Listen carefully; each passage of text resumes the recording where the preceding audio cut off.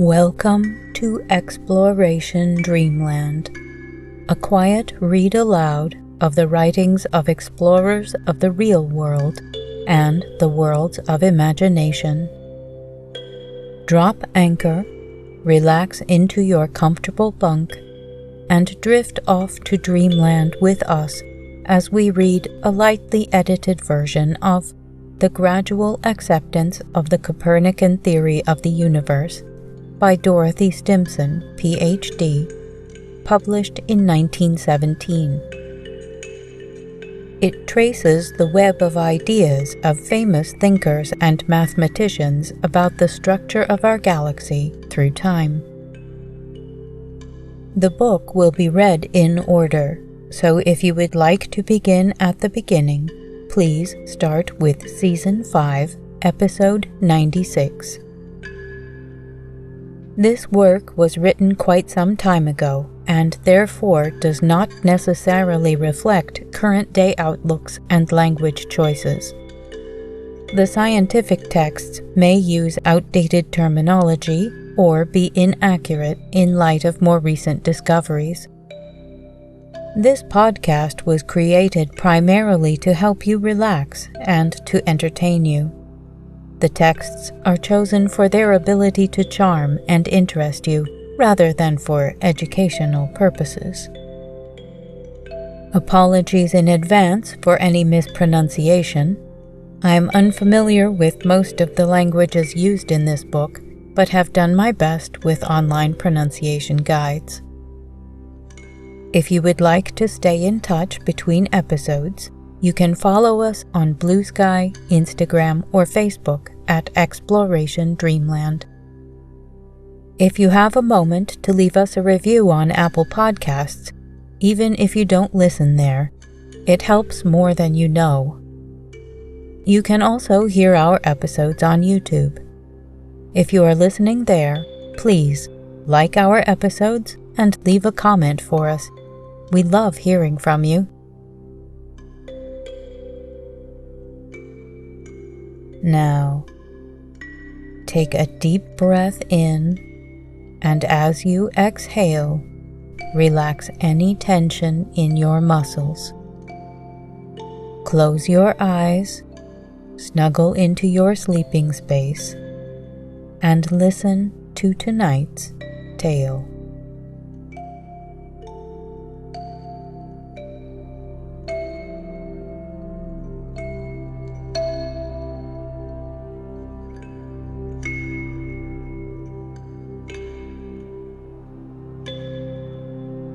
Chapter 4: The Gradual Acceptance of the Copernican System. Just as Tycho Brahe's system proved to be for some a good halfway station between the improbable Ptolemaic and the heretical Copernican system, so the Cartesian philosophy helped others to reconcile their scientific knowledge with their reverence for the scriptures, until Newton's work had more fully demonstrated the scientific truth.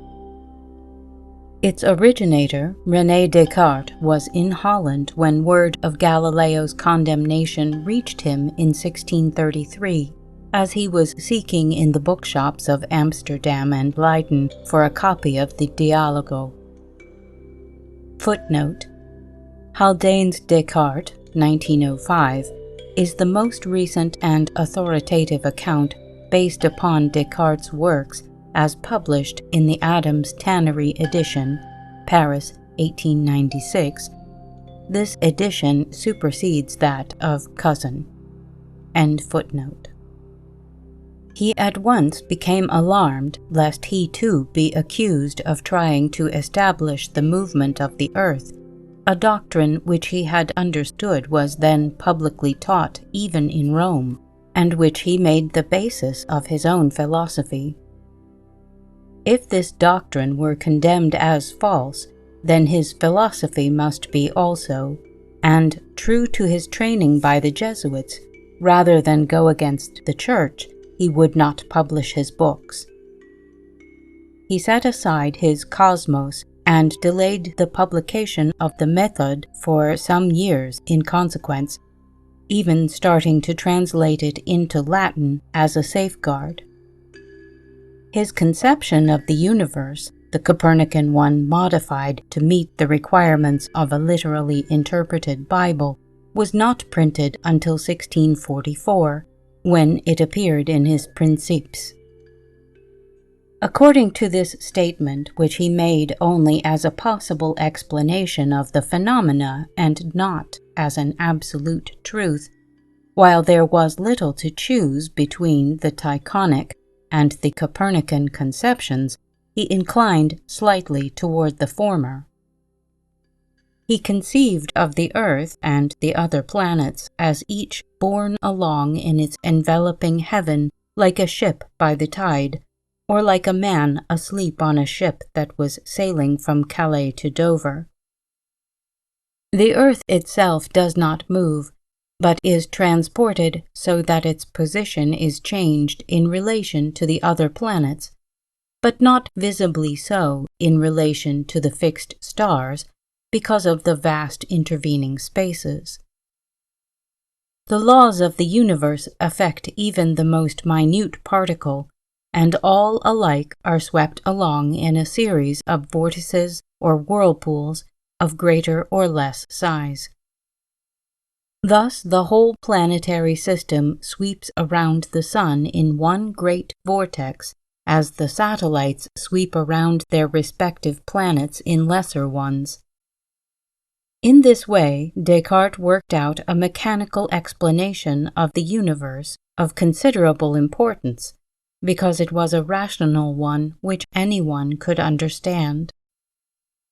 Its defects were many, to be sure, as, for example, that it did not allow for the elliptical orbits of the planets, and one critic has claimed that this theory of a motionless Earth, borne along by an enveloping heaven, was comparable to a worm in a Dutch cheese sent from Amsterdam to Batavia. The worm has traveled about 6,000 leagues, but without changing its place. But this theory fulfilled Descartes' aim, to show that the universe was governed by mechanical laws of which we can be absolutely certain, and that Galileo's discoveries simply indicated this. The exposition of the Copernican doctrine strongly appealed to the literary world of the 17th and 18th centuries in Western Europe, especially in the Netherlands, in the Paris salons, and in the universities. Monsieur Montchamp cites a number of contemporary comments upon its spread, in one of which it is claimed that in 1691 the University of Louvain had for the preceding 40 years been practically composed of Cartesians. For the time being, this theory was a more or less satisfactory explanation of the universe according to known laws. It answered to Galileo's observations, it was in harmony with the Scriptures, and its vortices paved the way for the popular acceptance of Newton's law of universal gravitation. Protestant England was, of course, little disturbed by the decree against the Copernican doctrine, a fact that makes it possible, perhaps, to see there more clearly the change in people's attitude from antagonism to acceptance, than in Catholic Europe, where fear of the Church's power and respect for its decisions inhibited honest public expression of thought and conviction. While in England also the literal interpretation of the Scriptures continued to be with the common people a strong objection against the doctrine, the rationalist movement of the late 17th and 18th centuries, along with Newton's great work, helped win acceptance for it among the better educated classes.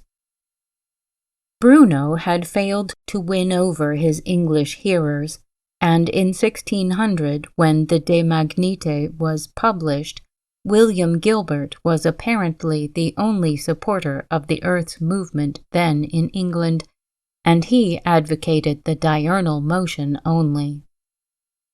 Footnote: Barry quotes a passage from Thomas Digges with the date 1590.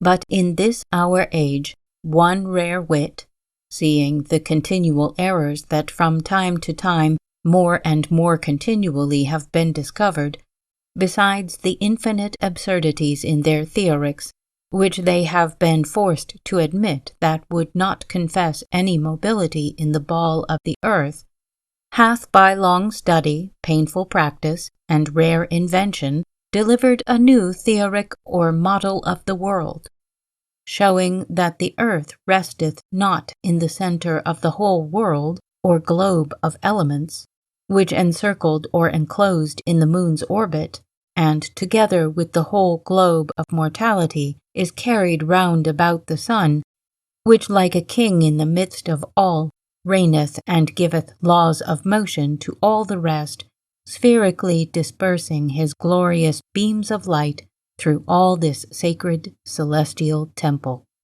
End quote. End footnote.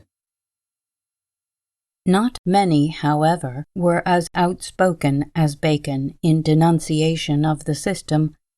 They were simply somewhat ironically indifferent.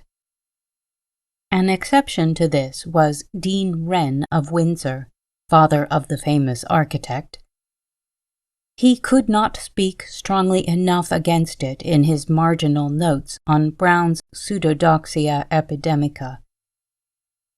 As Dr. Johnson wrote, Sir Thomas Browne himself, in his zeal for the old errors, did not easily admit new positions, for he never mentioned the motion of the earth but with contempt and ridicule.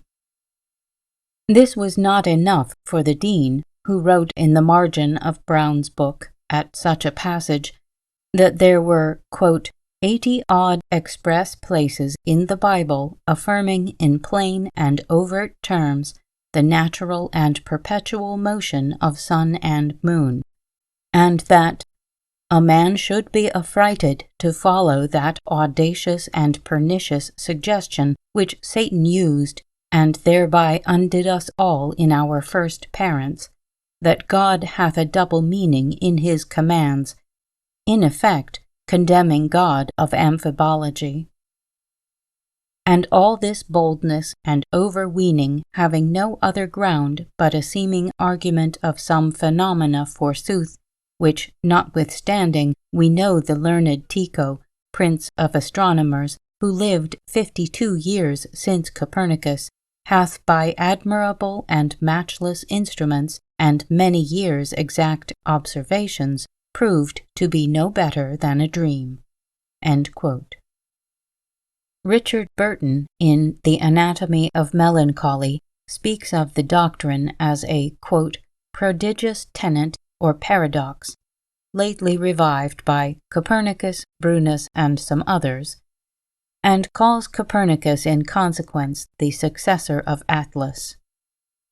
The vast extent of the heavens that this supposition requires he considers, quote, quite opposite to reason, to natural philosophy, and all out as absurd as disproportional, so some will, as prodigious as that of the sun's swift motion of the heavens. End quote.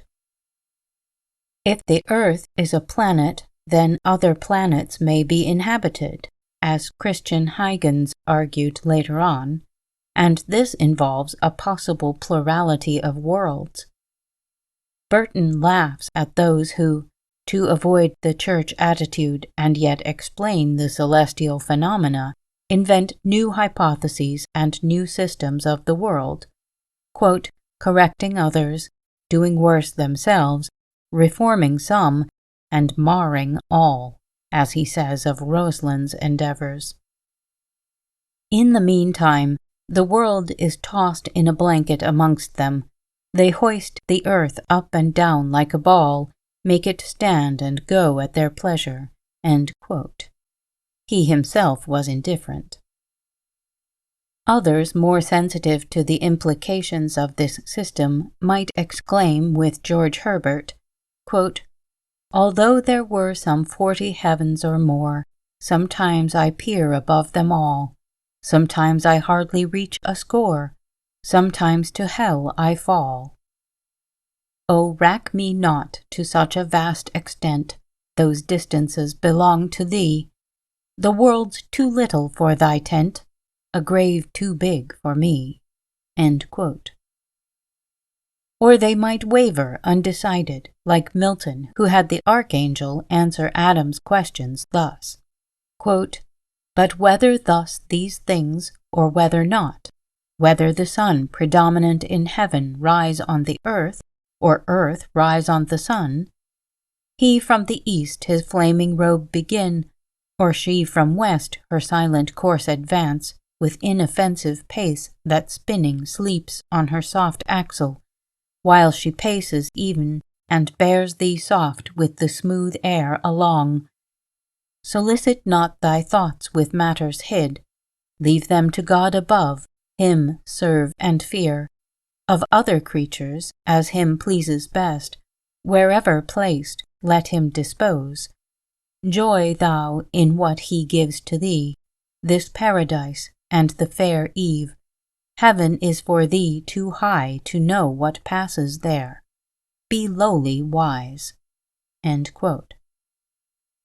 Footnote: Milton, Paradise Lost, Book 8. The great Puritan divine, John Owen, accepts the miracle of the sun's standing still without a word of reference to the new astronomy.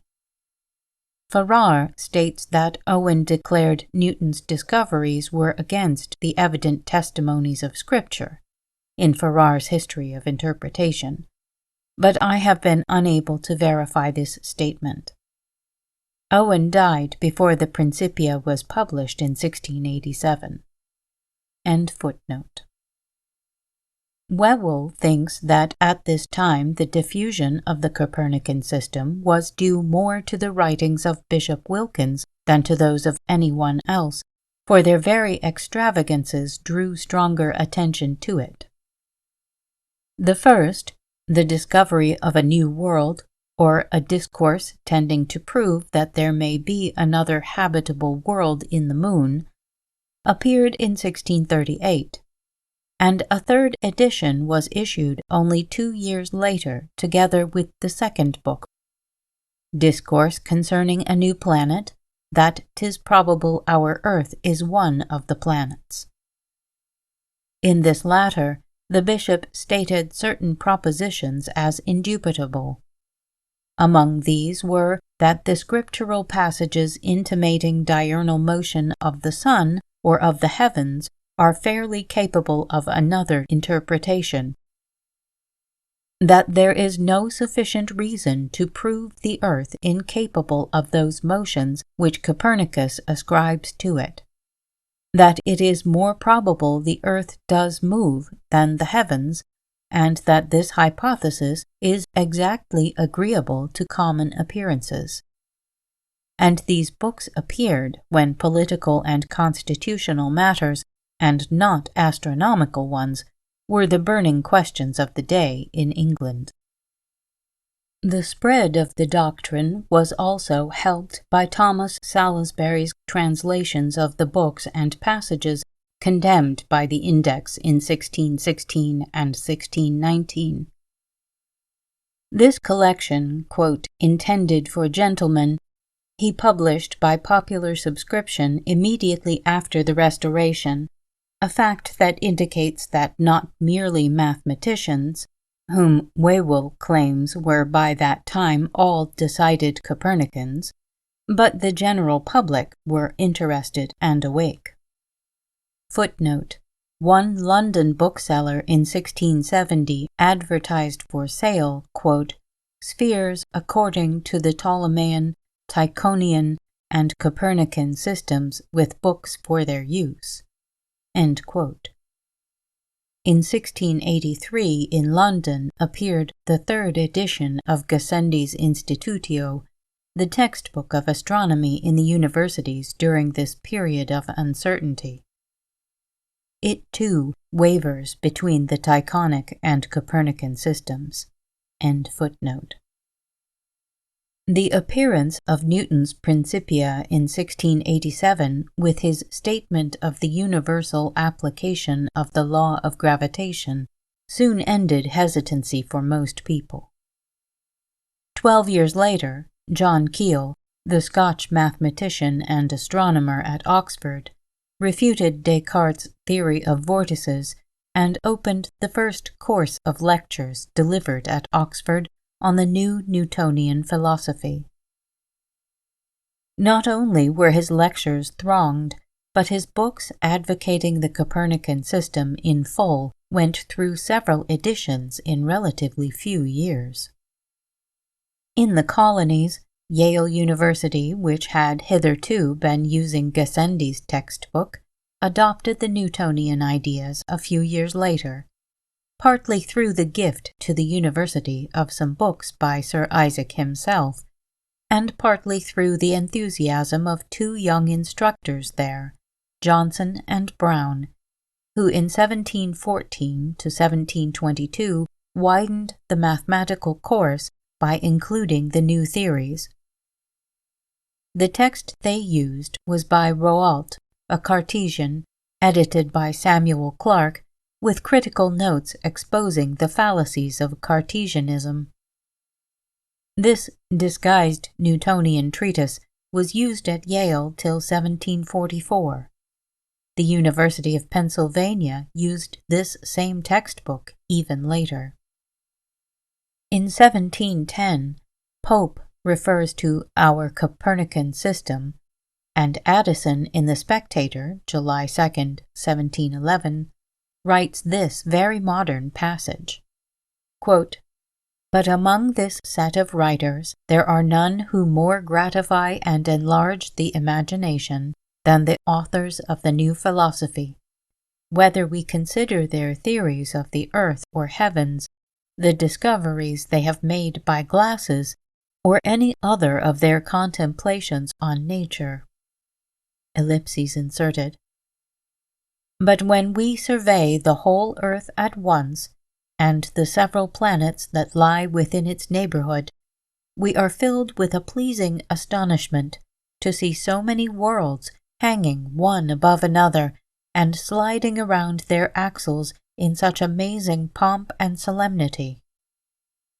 If, after this, we contemplate those wide fields of ether that reach in height as far as from Saturn to the fixed stars, and run abroad almost to an infinitude, our imagination finds its capacity filled with so immense a prospect as puts it upon the stretch to comprehend it.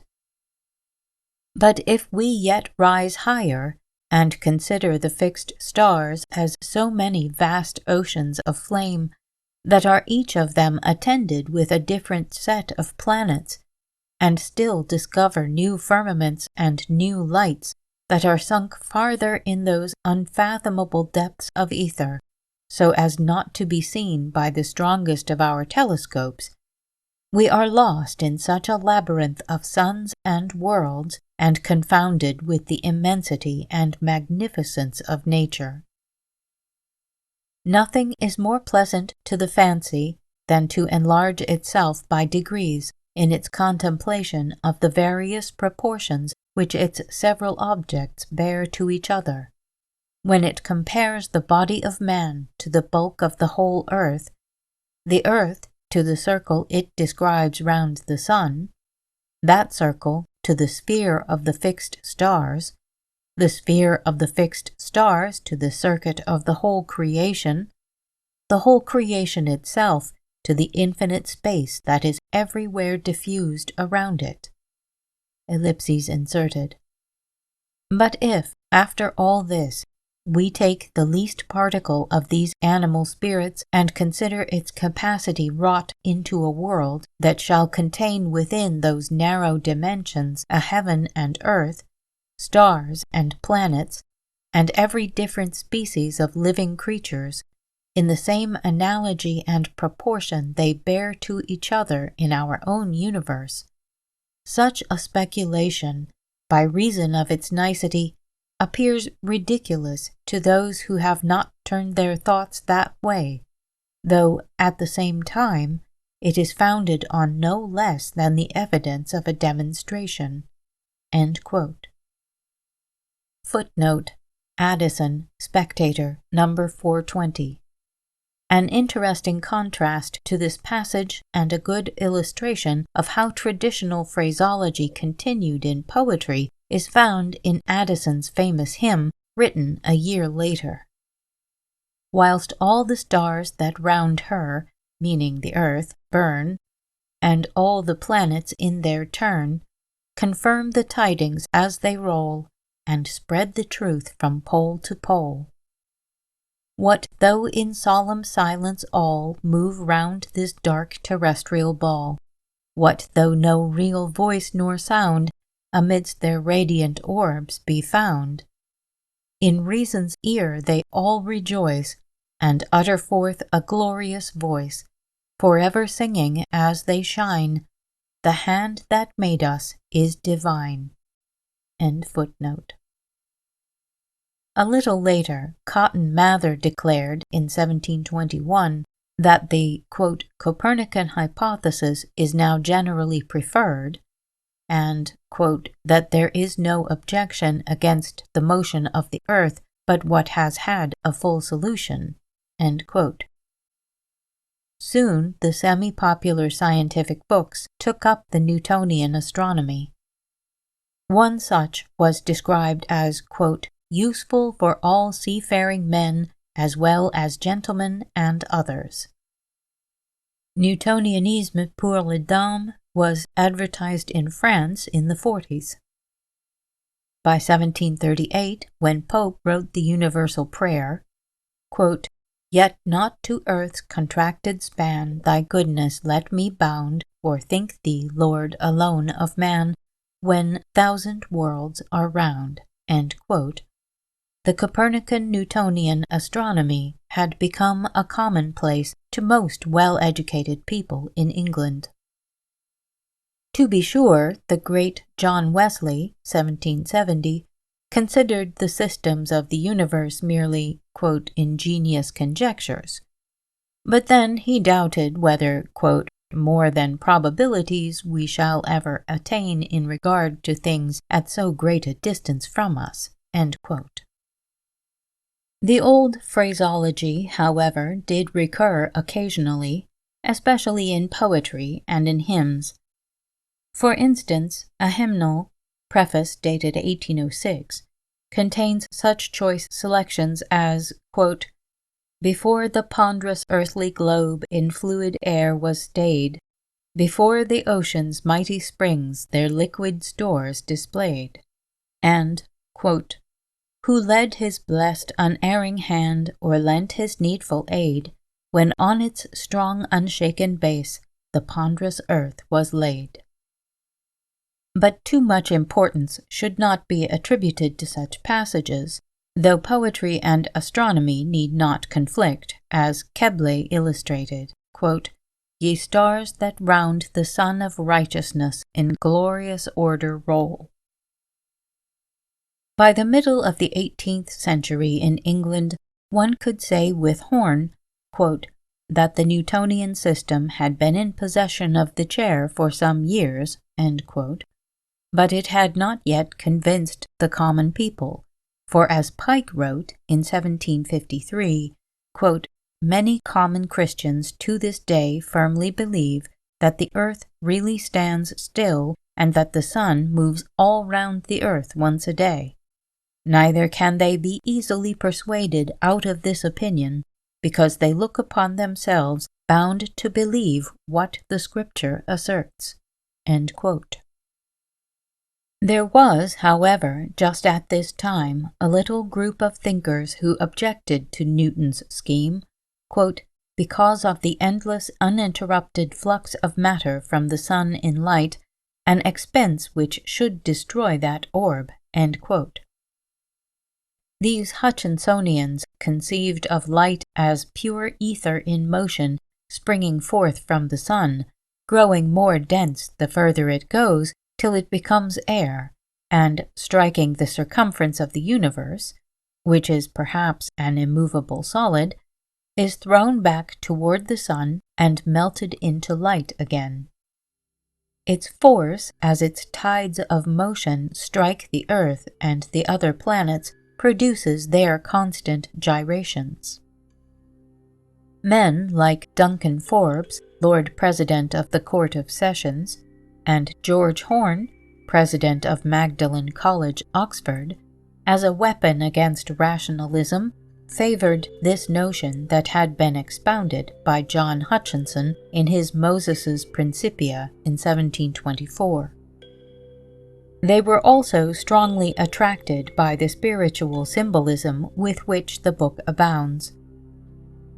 Leslie Stephen summarizes their doctrines as 1. Extreme dislike for rationalism, 2. A fanatical respect for the letter of the Bible, and 3. An attempt to enlist the rising powers of scientific enquiry upon the side of orthodoxy.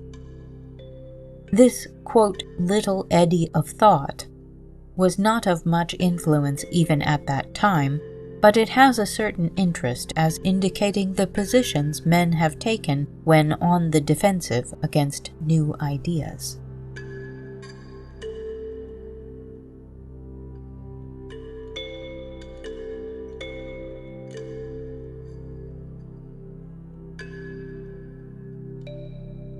Stay tuned for the next section of The Gradual Acceptance of the Copernican Theory of the Universe by Dorothy Stimson. Please follow, rate, and review us on your favorite podcast app. Keep in touch with us on Blue Sky, Instagram, Facebook, or YouTube, and recommend us to anyone you know who could use a quiet break or a little help falling asleep. Exploration Dreamland is produced, edited, and hosted by me, Sarah Van Zaley. A big thank you to Project Gutenberg and LibriVox for helping me find many interesting publications. Thanks also to Kevin MacLeod at Incompetech.com for providing the theme music for this show. The title of this piece is Kalimba Relaxation Music, if you would like to visit his website to hear it in its entirety. Sweet dreams.